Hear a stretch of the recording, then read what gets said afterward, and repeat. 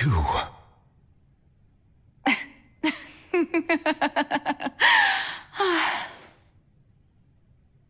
Sorry. That shocked expression on your face is just too amusing. I couldn't help myself. You are not Farina. Who are you? The sweet sound of bewilderment. Marvelous. A sure sign that my attempt to deceive everyone was a resounding success. But to answer your question, I am Focalor. You know, the god.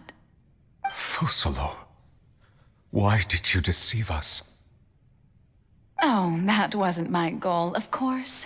Goodness, no. But I had to fool everyone else too, if I was to stand any chance of deceiving the heavenly principles.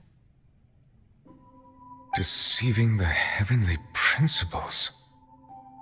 It's all because of that pernicious prophecy. Dreadful, wasn't it? Everyone doomed to dissolve. Fontaine condemned to be flooded. One was not amused. In fact, one was positively bemused when that problem was thrust upon me by my dearest predecessor. That's the former Hydro-Archon Egeria for the uninitiated. It hardly gets more disastrous than a preordained national catastrophe, now does it? She knew full well that the prophecy would surely come to pass.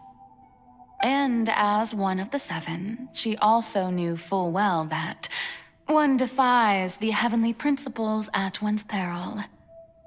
So yes, as you have no doubt surmised, it was a rather impossible situation that I found myself in. I spent a terribly long time mulling it over, alone on the ocean floor. And I was almost growing barnacles by the time I finally realized there was only one possible solution to this confounding conundrum. I had to outwit the heavenly principles, allow the prophecy to be fulfilled, ostensibly at least, while saving everyone at the same time. I'm a genius, I know. I can only assume that's why Egeria chose me as her successor. Although, looking back now, it was hardly the inheritance one dreams of. Between the task of saving the nation, the quotidian duties of the Hydro-Archon, and not to mention the original sin of creating a new race of humans, I dare say she left me quite a colossal mess to clean up. But one can only play the hand one is dealt. I did not choose this, any more than I chose to be one of her Oceanid familiars. So you were also once one of the Oceanids, transformed into a human by Egeria's hand. Yes, I was. I always dreamed of becoming human. And I still do, even now. In my eyes, to be human is to be part of the greatest opera ever known. After becoming a god, I separated my divinity from my body and spirit, leaving behind only a self that was as naive and bewildered as my past self on her first day as a human being. The me you see before you now is that divinity, and the human counterpart I left behind, I named Farina.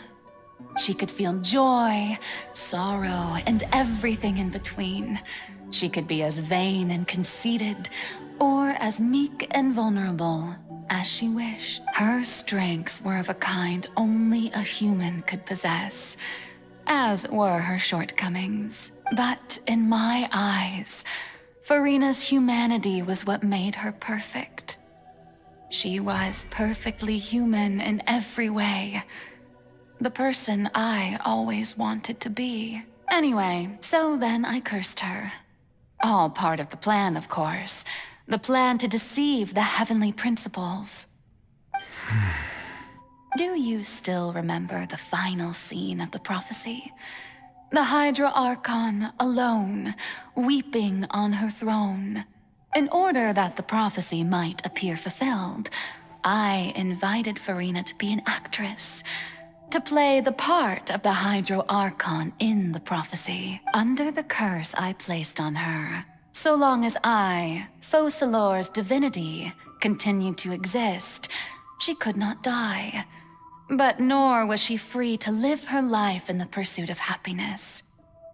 Instead, she was forced to take the stage in the opera house, to embrace the role of leading lady, to forever play the part of the god from the prophecy, all to create a deceitful appearance of that prophecy coming to pass. I suppose now you probably understand why your court is called the Opera Epiclese. But Farina is only human, isn't she? Even though she has had a long life, her mind is no stronger than that of any other ordinary human being. I cannot begin to fathom what she has had to endure. It must have been torture for her. It has indeed. And although she is, in a sense, me in human form, I most definitely owe her an apology for it. It's been 500 years, and all along, she's been playing her part in the most unimaginably long, unbearably lonely, and agonizingly painful opera of all time.